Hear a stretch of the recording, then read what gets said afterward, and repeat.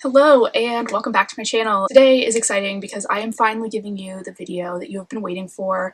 I did a bully romance rec video about a year and a half ago, I think now, and it is my most viewed book video that I've ever done, and I'm constantly getting comments on it and DMs and just like requests from people to give more bully romance recs, and I had to read a ton to gather the ones that I am giving you in this video because I read a ton that weren't so great, to be honest, but I've compiled a list of ones that I thought were pretty good, so let's just get right into the video.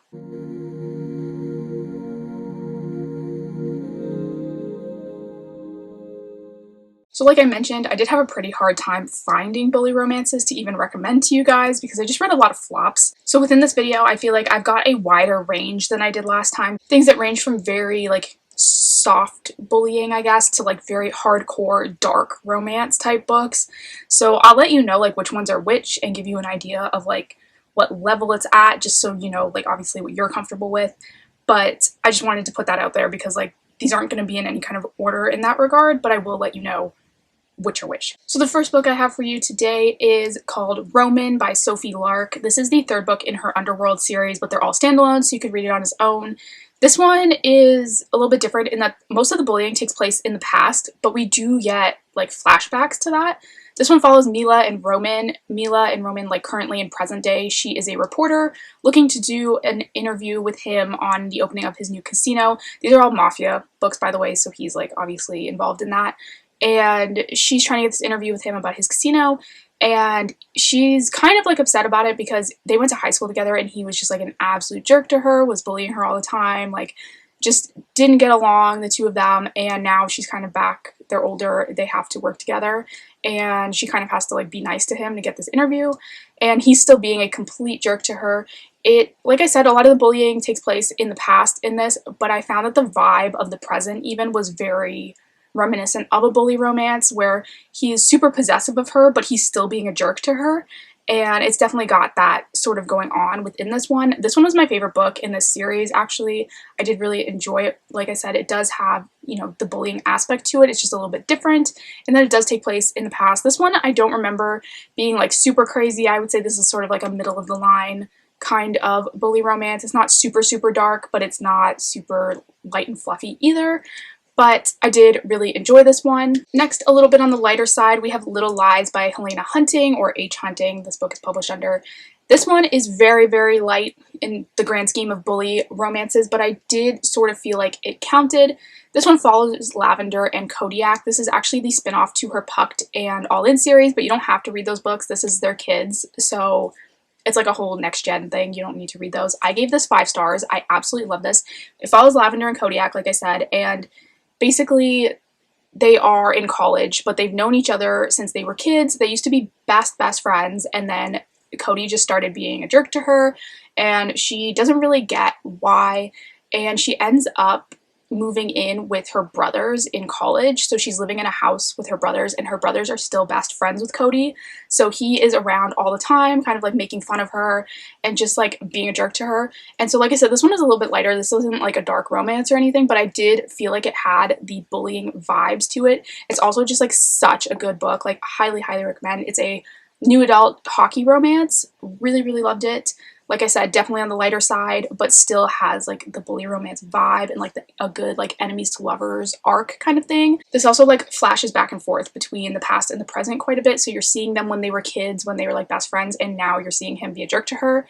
But like I said, just really, really love this one. It's a really, really good book. Highly recommend. Next is Corrupt by Penelope Douglas, which I feel like everybody has heard about by now. I personally only liked Corrupt. I didn't really like the rest of the books in the series.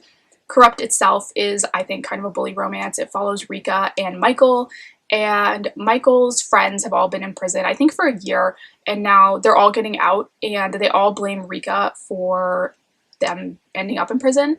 So they basically are all out to get her, and they make this whole plan that like once they're all out, they're all going after her, and they're just like gonna make her life hell kind of thing. And so that's sort of how it kicks off. Like I said, I really did like this one. I felt like it had definitely like the bully romance vibe of like where there's like multiple guys that are all being a jerk to her, but like the sort of ringleader is the one she's going to end up with kind of thing. Like it definitely had that going on, and I did really like this one. Like I said, I liked it a lot more than I thought I would, honestly, because I'd heard so much about it.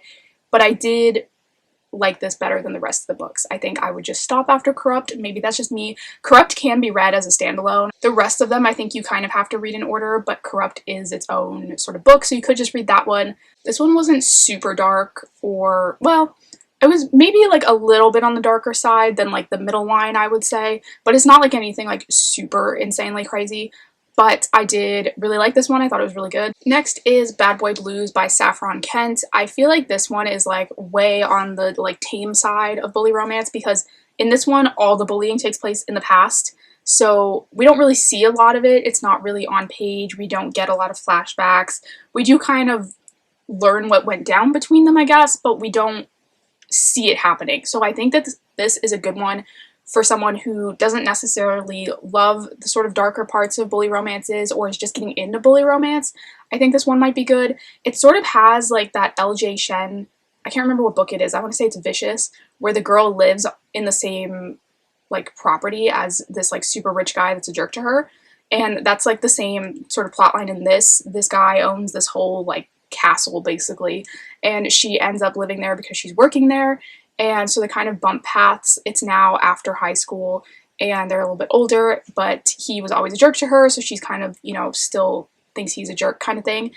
But like I said, very tame in the sort of bully romance aspect. Definitely most of it happening in the past. We don't really see a lot of it. Their relationship sort of doesn't really have that enemies to lovers arc as well as a normal bully romance would. But like I said, I feel like if you were just getting into bully romance, I feel like this would be a good one for you. Next is Hating You by J.L. Beck and C. Hallman. This one follows Willow and Parker. This one is a very sort of traditional bully romance plotline. It follows a guy who sets out to make this girl's life miserable because she has done something that he believes was like against him kind of thing. And so he's just like, okay, like to pay her back, I'm just gonna make her miserable. I did like that this one in particular is set in university instead of high school. I feel like a lot of these books are set in high school, and it kind of is hard for me to believe that a, you know, 16-year-old guy, 17-year-old guy has all this power in a school. And so I felt like it was a little more believable that they were in university, that he could like pull all these strings and like do what he was doing. And so I did like that aspect, that they were a little bit older. And this one, like I said, it was very basic plotline wise, but like I enjoyed it enough. Like it had enough twists and turns and like things going on that I was entertained throughout it. So it's definitely one that I would recommend. It is part of a series, I believe. I only read the first one. I think it's a companion series, so they're not all about the same couple. But I did really enjoy this one. Like I said, pretty standard plotline as far as like the, oh, she did something, I'm gonna bully her kind of thing. I don't remember this one being super dark. I would say this is another one that probably falls right in the middle of like dark and like not dark at all. But I did really enjoy this one. Next is Even If It Hurts by Sam Mariano. This one I would definitely say is one that you should look up trigger warnings for. It's definitely one of the darker ones. Sam Mariano writes like really, really insane books. I've only read one other book from them, and that was Untouchable, which I gave 1 star because it just like crossed the line that I was not ready to cross. So definitely like take her trigger warnings like seriously. That one too is a bully romance. I can't remember if I talked about that in my previous bully romance video. It is a bully romance. It's not one that I particularly recommend because I didn't like what happens in like the first 2 chapters, but if you can get past that, you'll probably love the book. Like I said, it's definitely on the darker end of the bully spectrum, but you might like that if that's like what you want to read. So I feel like this one I had a better idea what I was getting into because I had read another book from the same author, but this one is sort of, it wasn't as crazy as Untouchable was, I don't think. It was crazy, like, don't get me wrong. This is one of those books that you have to totally disregard the fact that none of this could probably actually happen, but it's just like a fun read, I guess. It does have a lot, like I said, of triggers. There's a lot of things that happen. I personally, my like only complaint about this book was I found that there were certain aspects of it that were put in it, I feel like, just to make it seem darker. Like, there were elements to the story that didn't need to be there, or like things that didn't need to happen that did, that I felt like the author kind of just put there to make the book seem edgier. And I didn't really understand that or like that. But I did think the book as a whole, like as a bully romance, is probably something like if you like the crazy ones that are just like absolutely nuts and, you know, make no sense, you'll probably really like this. It's definitely, like I said, one of the darker ones. It definitely has a lot of, you know, crazy things going on in it, but it is like an entertaining read. Next is God of Malice by Rina Kent. This one I sort of hesitated to include because it's not like what I would consider a typical bully romance, but I do think it sort of has the same vibe. For me, the big difference between an enemies to lovers and a bully romance is that it's not between both of them. Like, to me, an enemies to lovers is they both hate each other, and a bully romance is only one of them hates the other. And this one definitely had that sort of like one of them's a jerk kind of thing, except the guy in this book is an actual psychopath. So do with that information what you will. This is definitely like on the darker end of the spectrum, definitely a lot crazier. There is just like so much insane stuff that happens in this book.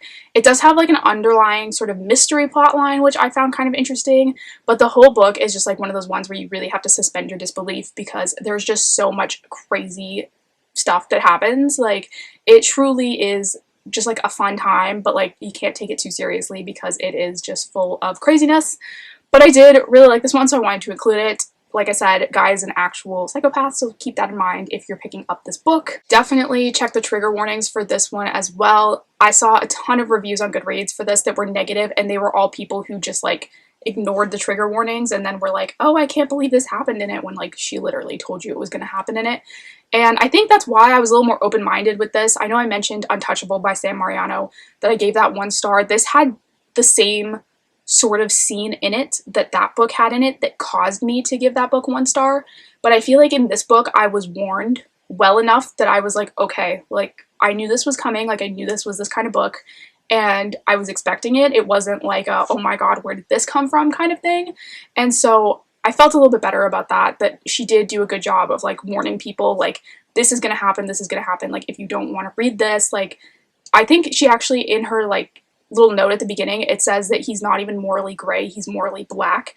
And I think that was like the best sort of way to describe this book, was he is just, like I said, he's literally crazy, he's just like insane. But definitely, like I said, look up the trigger warnings if you don't want to go like all the way to the darker end of the spectrum, because this one is definitely one of the crazier ones. Next was Sick Boys by Clarissa Wilde. This one I was shocked how much I liked because I had not heard anyone talk about this. I literally was just scrolling through Amazon one day and this book, for whatever reason, popped up, and it had just come out like a week before, and I was like, what the heck, I'll give it a shot. This is a reverse harem bully romance, and it's kind of funny because I remember saying in the previous bully rec video that I did, I remember saying that there were hardly any reverse harem books, and I thought that the one I had in that video was super unique. But it seems like now that that has like really picked up, and that's like what everybody's doing, because there are so many reverse harem ones out there now. But this one, definitely another one that's like on the darker side. There's a whole lot of stuff that goes on in this one. This one follows Penelope, whose sister went to this university and ended up jumping off a cliff, basically. And she leaves behind a note for Penelope saying, avoid these 3 boys. And it's Felix, Dylan, and Alistair. And she's just like, stay away from them. Like, that's it. That's all she tells her. And so this girl, of course, is like, I gotta go figure out what these boys did to her. And so she decides she's gonna go to this university and find them. And like, of course, she finds them like immediately. And this one, like I said, definitely one of the crazier ones. There's a whole lot of stuff that happens in this one. It's very long, but I flew through it because I was just so like into the story. There's so much actual plot going on in this book. I feel like a lot of these don't have a ton of plot lines or like particularly unique plot lines, but this one was pretty different than anything I've ever read, actually. Like, there was just everything about it was interesting. I liked all the different aspects of the plot. I liked the characters. I liked her with like each individual guy. Like, the whole thing was just really, really good. It's very addicting. The best way that I can describe this book to someone is like, if you've read Den of Vipers, this is the bully romance version of Den of Vipers. Like, even the guys, like some of the things that went down between her and the guys were like kind of similar to that book. Not like the same, but like it was giving me those vibes for sure.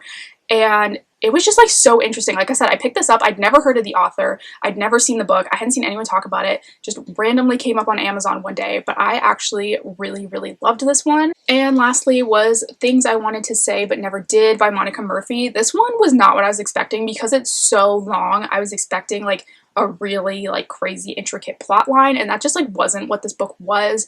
This, if I had to guess, was about 80% smut. The entire book can be summed up as like, he steals her journal and she agrees to sleep with him indefinitely to get it back. That is like the entire plot line to this, which, like, I think if you went in knowing that, which is why I'm, like, including it in here, like, I think if you're looking for a bully romance that is mostly smut, this is the book for you.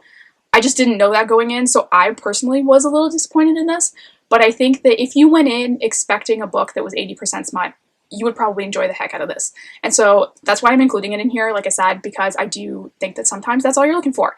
But I was, like, a little bit caught off guard with that. But it was, like, decent. Like, I wasn't bored at any point during the book. Sometimes I find that that can happen with, like, longer books for me, definitely. But it was enjoyable for what it was. I wish I had known what it was going into it. But if you're looking for a, like I said, very smut-filled book, this is it for you.